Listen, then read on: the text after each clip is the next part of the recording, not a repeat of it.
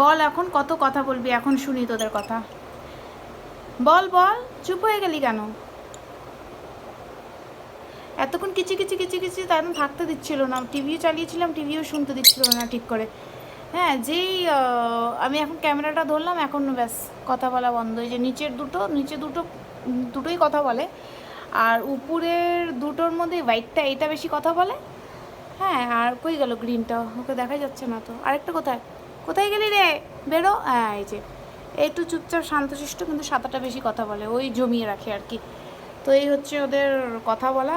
আর বলো সবাই কি করছো, কেমন আছো? আশা করি সবাই খুব ভালো আছো, আমিও খুব ভালো আছি। আজকের আমার লাঞ্চের মেনু দেখো।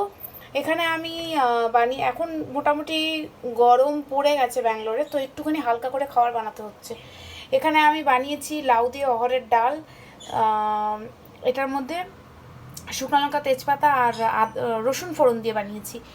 এখানে বানিয়েছি হচ্ছে আমের টক। আমরা লাস্ট উইকে ঘুরতে গেছিলাম, ওখান থেকে দুটো কাঁচা মিঠা আম নিয়ে এসেছিলো, ওটারই টক বানিয়েছি একটা, দারুণ টেস্টি খেতে। এখানে আমি অল্প করে শসা কেটে রেখেছি, আর এটার মধ্যে একটু আগের দিন পাবদা মাছের ঝোল করেছিলাম আলু বেগুন দিয়ে, ওটা আছে। আর এখানে তো ভাত তো আমি খাবোই। আর এটা আমি বানিয়েছি হচ্ছে রুই মাছ, আলু আর ঝিঙে দিয়ে। এই হচ্ছে আমার আজকের লাঞ্চের মেনু। তোমরা কি কি ডিনারে চলে গেলাম, দেখো কি কি দিয়ে লাঞ্চ করলে আমাকে কমেন্ট করে জানিও। চলো বাবাই, টেক কেয়ার, সবাই ভালো থেকো।